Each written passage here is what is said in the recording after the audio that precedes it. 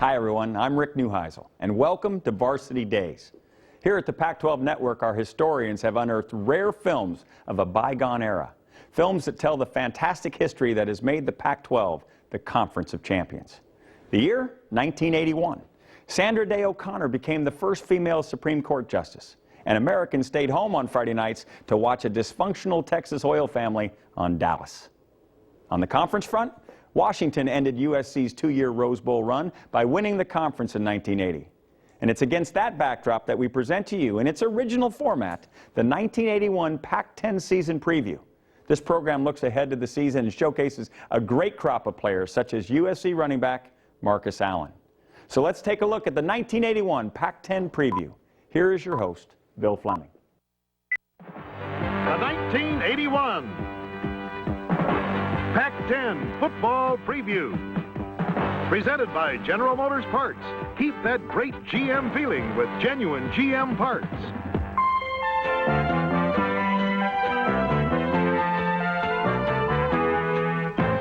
This preview of the 1981 football season features the teams of the Pac-10 Conference in their order of finish of 1980.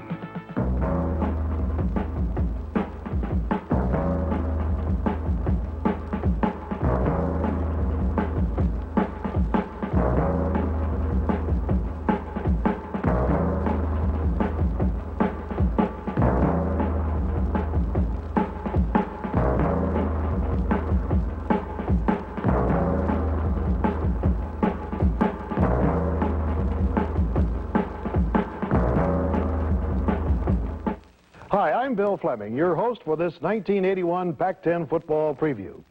The Huskies of the University of Washington won the 1980 championship outright and represented the conference in the Rose Bowl game. Obviously, Washington hopes to repeat in 1981, knowing full well that they're going to get a strong challenge from the other 9 teams in the Pac-10 conference. During this next half hour, we'll be sizing up the Pac-10 race and placing particular emphasis on what each head coach feels is the strength of his team. At Washington, the greatest asset they feel is defense. Coach Don James is the dean of the Pac-10 coaches. He's starting his 7th year at the University of Washington. He feels that despite returning one of the most talented group of receivers in the conference, defense will be the key to Washington's hopes in 1981. The Huskies have several defensive standouts, like linebacker Mark Stewart, number 38, the most consistent defensive player in 1980. Then there's Mark Giroux, number 67, the Husky nose guard who was named as the best defensive player in the Rose Bowl. Quite an honor for a member of the losing team. And then there's defensive tackle Fletcher Jenkins, number 65, the AP's National Lineman of the Week, following Washington's win over USC. The Huskies have reason to be excited about their defense. It has 2 necessary ingredients. It's alert and it's swarming. At UCLA, defense also heads the priority list of Coach Terry Donahue, the youthful Bruin coach now in his 6th year. UCLA has lost the heart of what Donahue calls the best recruiting class ever, which included players like Kenny Easley and Freeman McNeil, but they have plenty of good players back. Players like defensive tackle Irv Eatman, number 75, a unanimous all-conference performer in 1980, and a big reason that Donahue counts on defense for success in 81. Eatman is 6'7", 270 pounds, and his name suits him well. He literally did gobble up Ohio State quarterback Art Schleister in UCLA's stunning 17-0 win over the Buckeyes. And when Eatman gets his fill, Joe Gary, number 53, helps himself at the other defensive tackle. The Bruins are really solid at both of those tackle spots. And at the center of UCLA's hungry front line is Carl Morgan, number 40, 6'2", 240-pound junior who plays nose guard with abandon. With Kenny Easley's departure, the slack must be tightened up by cornerback Lupe Sanchez, number 21, a tough little 183-pound junior who's expected to fill a major leadership role in a passing-conscious league like the Pac-10. California's head coach, Roger Theater, is counting on defense to revitalize the Golden Bears from a disappointing 3-8 season last fall. Cal probably has the youngest team in the Pac-10 with only 7 seniors listed on the returning roster. Theater calls Rich Dixon, number 47, the best linebacker he's ever coached.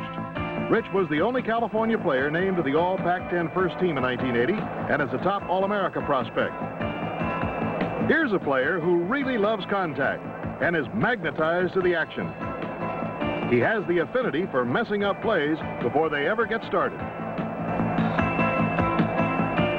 Defensive halfback Freddie Williams, number 3, will anchor the secondary together with cornerback John Sullivan. He'll give the Bears some real strength in the deep spots. Stanford's optimism for improving its record rests on defense, according to head coach Paul Wiggin. I would like a football team to walk off the field as an opponent of ours and be shaking their heads at the way we played football against them from a defensive standpoint, not only from a conceptual standpoint, but the way we hit. And I think that's what defense is all about. An important cog in the defensive machine is number 60 tackle Doug Rogers. He's determined that opponents will not get the 25 points per game against Stanford like they did in 1980. In the Cardinal secondary is number 48, Kevin Baird, a hard hitter who also led the team with 3 interceptions. Coming up, the most spectacular defensive play that Coach Wiggins has ever seen. That was Vaughn Williams, number 45, and it's worth a second look. He roars through, takes the ball carrier, and literally tosses him like a rag doll in the air. The amazing thing is that Vaughn Williams played as a freshman in 1980. I'd say he's got a great future. There are plenty of other talented defensive players in the Pac-10, even though defense doesn't head their team's priority list for success in 1981. Ricky Huntley, number 89, Arizona's outstanding linebacker, a starter as a freshman last fall. He was named Pac-10 Defensive Player of the Week against UCLA. Arizona also returns middle guard Ivan Lesnick, number 58. He shows why he could be nicknamed Ivan the Terrible. Arizona State's defense is led by all Pac-10 junior linebacker Vernon Maxwell, number 54. Here's a player who does everything to upset the opposition. Blocks punts, sacks quarterbacks, intercepts passes. He scored 2 touchdowns at 80, 1 on this blocked punt against Arizona. Oregon welcomes back Chris Cosgrove, number 58, who was redshirted as a junior last season after suffering an injury against Washington. Steve Brown, number 28, will be the key man in Oregon's defensive secondary. He's been a starter there for 3 years and is only a junior. He returned a 38-yard interception for a touchdown in the Ducks' upset over Washington last year. But whether it's defense, offense, or attractive cheerleaders, there's one Pac-10 team that year in and year out always seems to figure prominently in the conference and national championship race. The University of Southern California probably has the best linebacking core in the country. Chip Banks, number 51 of USC, contributed one of the defensive gems of 1980, this spectacular interception. It set up a field goal that helped USC defeat Notre Dame last season.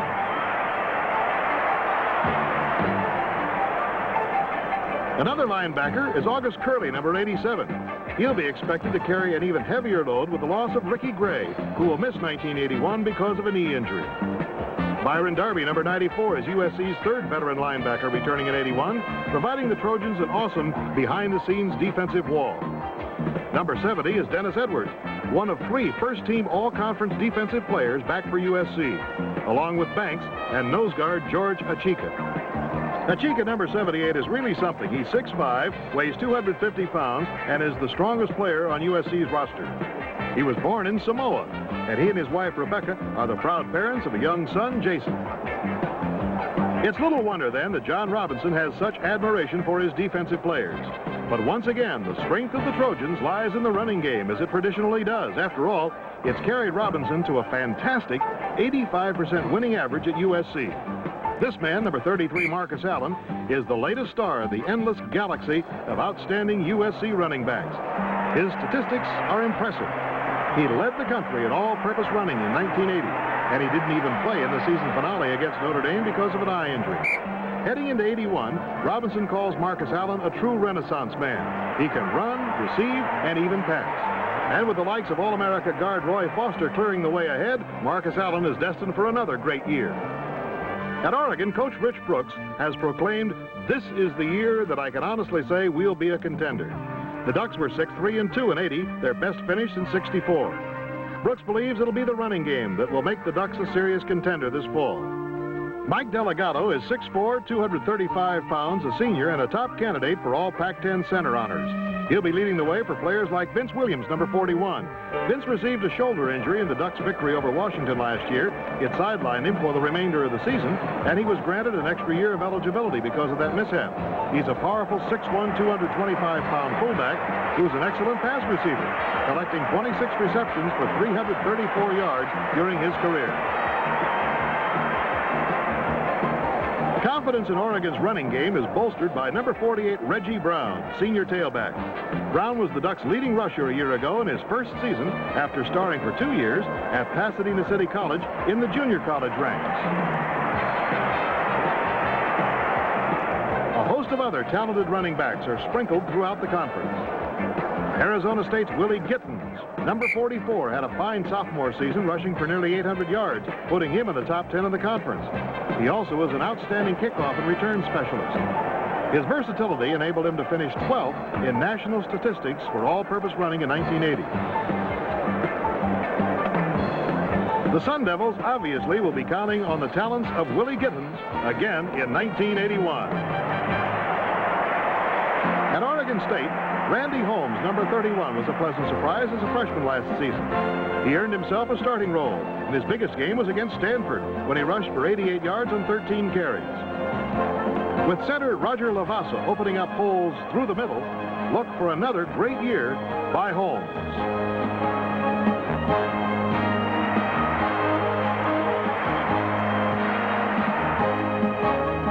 California can boast a strong running back at number 31, John Tuggle. He was the leading rusher for the Golden Bears a year ago, just as a sophomore.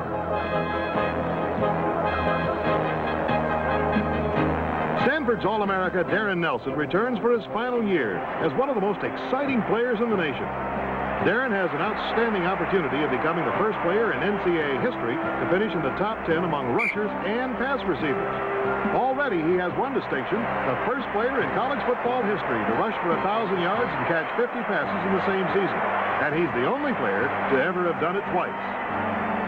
His teammate Vincent White, number 22, was forced into early action as a freshman when Nelson was sidelined with an injury. His rookie experience will be invaluable for the 81 Cardinals.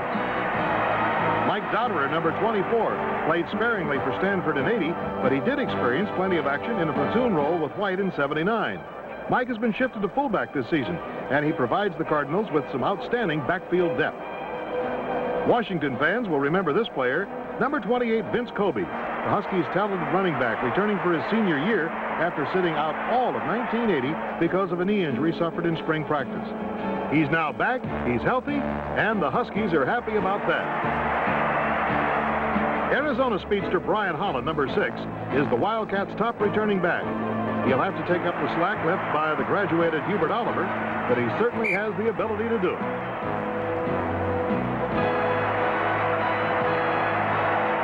Number 43, Tim Harris, provided Washington State a fine offensive threat in 1980 when he rushed for 800 yards. He racked up over 100 yards against Arizona and scored 3 touchdowns, tying a school record.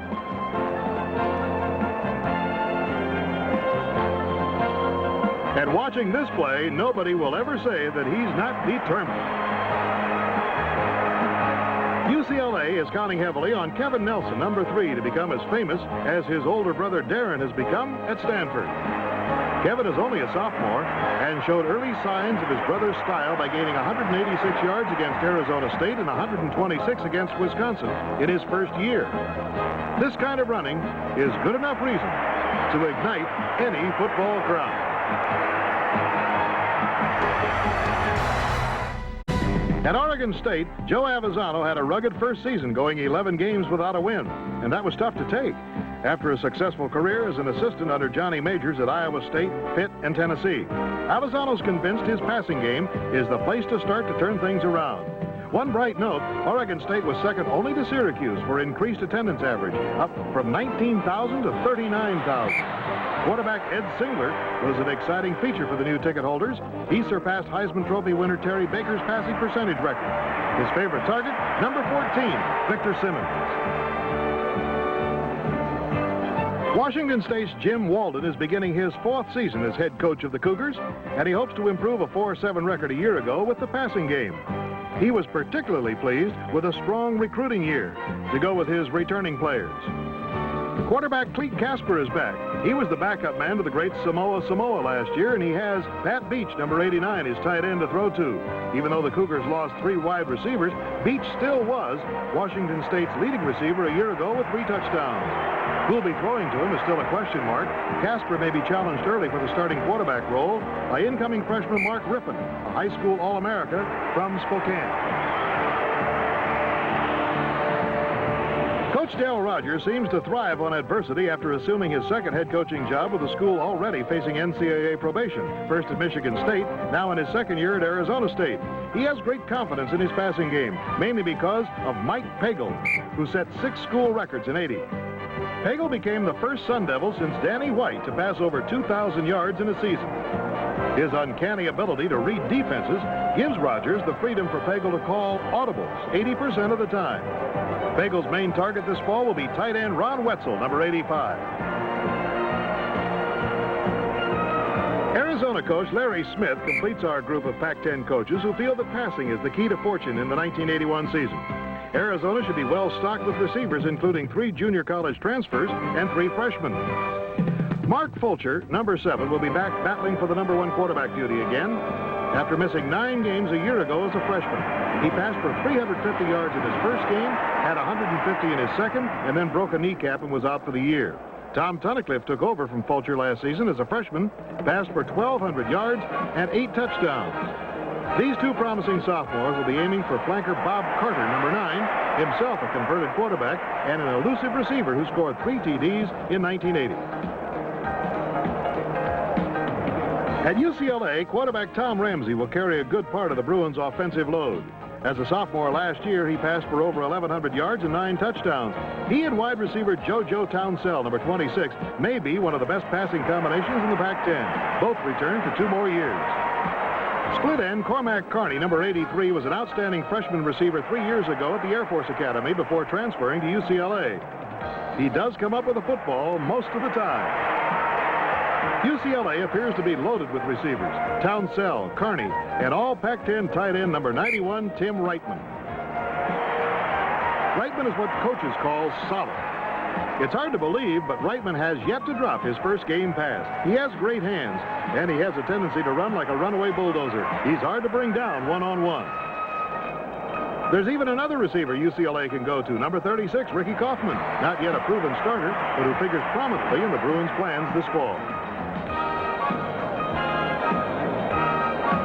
At Washington, number 7 is worn by flanker Paul Scansey, one of 3 talented receivers returning for the Huskies. Scansey is a sneaky, quick-type player who can really hurt you. And another receiver who gives the defense fits is split end Aaron Williams, number 91, Washington's leading receiver. The big thing for the Huskies is going to be replacing quarterback Tom Flick. Tim Cowan and Steve Pallure are in a heated battle for that starting role. Flanker Anthony Allen, number 15, rounds out the returning receiving trio for Washington. Because he's such a fine runner, in addition to being an excellent receiver, he's used as a kickoff specialist, where he averages 25 yards a return. The Husky crowd hopes to be back in the Rose Bowl again in '82. At USC, there are 3 quarterbacks who'll be vying for the role of throwing to this man, number 29, Jeff Simmons.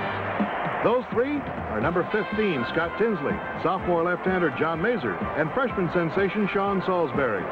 Tell you one thing, it's pretty hard to defend against catches like this by Simmons. Wide receiver Timmy White wears number 6, and he'll be trying to ease the pain of losing Kevin the Bug Williams by graduation. White even resembles Williams physically, 5'11", 180, and he could be a big surprise for the Trojan opponents this fall. At California, another good quarterback battle is shaping up. Number 14, Gail Gilbert, was pressed into service last year when Rich Campbell was injured. And, in fact, so was Jay Torchio, number 11. Torchio had an outstanding game against Stanford. He led the Golden Bears to an upset.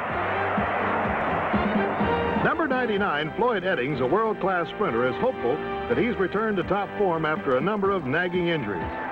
California's going to be very interesting this fall. Head coach Roger Theaters brought in Mouse Davis, the offensive genius from Portland State, to install a new run-and-shoot offense for the Golden Bears, and they're going to be fun to watch.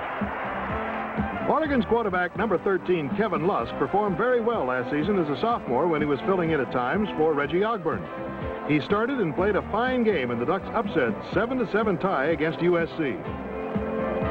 Wide receiver Greg Moser was perhaps the most improved receiver in the Pac-10 last year. He caught 32 passes for over 600 yards and 2 touchdowns. His strong hands and strong running provide the Ducks with an effective threat both on the short and the long routes. Oregon gets the prize for coming up with the most complicated and yet most effective play of 1980. No less than 5 people handle the ball on this razzle-dazzle play that results in a duck touchdown. Experts on college football all seem to agree that number 7 of Stanford, John Elway, will be the top quarterback in the nation this fall. He's only a junior, and already he's received All-America recognition. He became the first sophomore in history to be named the Pac-10 Player of the Year. Some of his scrambles simply have been labeled unbelievable. His perils of Pauline escapes have become notorious. And when he does get free to throw the football, he can easily send it 70 yards in the air. Weather seems to make no difference to him. Whether he's in sunshine or playing on a wet field with a wet and slippery football, his patented scrambles and long throws just seem to be routine. And he has some very talented people to throw to, like this one, going to Darren Nelson. Or to number 25, Andre Tyler, who's on the receiving end against Oklahoma. This was quite an upset for Stanford, and in the process, Tyler almost drowned. Stanford may be relying on defense in 1981, but with names like Elway, Nelson, and Tyler back for another year, the Cardinals have something very special to offer in the friendly or unfriendly skies, depending upon how you look at it. That completes our 1981 whirlwind tour of the Pac-10. Back in a moment. The Pacific 10 Conference spans a very beautiful and wide geographical and topographical region.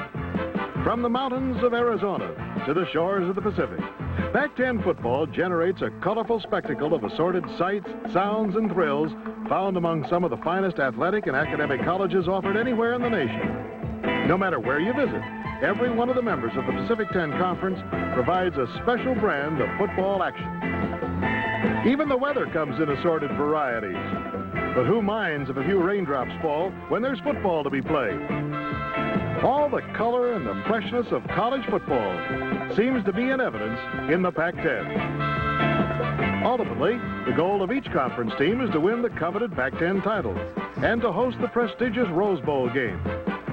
Each team is in search of that mythical national championship. Regardless of what lies ahead for each member of the conference, one thing is assured. That's exciting football. It's guaranteed in the Pac-10. This is Bill Flemming inviting you to be part of it. It's 81.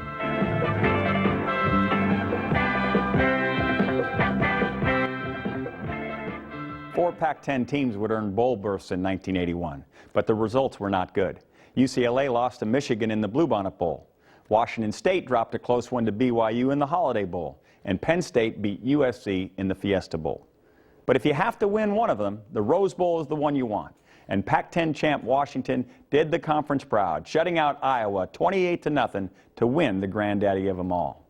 On the individual side, USC running back Marcus Allen became the first player in NCAA history to rush for over 2,000 yards, en route to winning USC's 4th Heisman Trophy. We hope you've enjoyed our preview of the 1981 Pac-10 season. Thanks again for watching, and we'll see you next time on Varsity Days.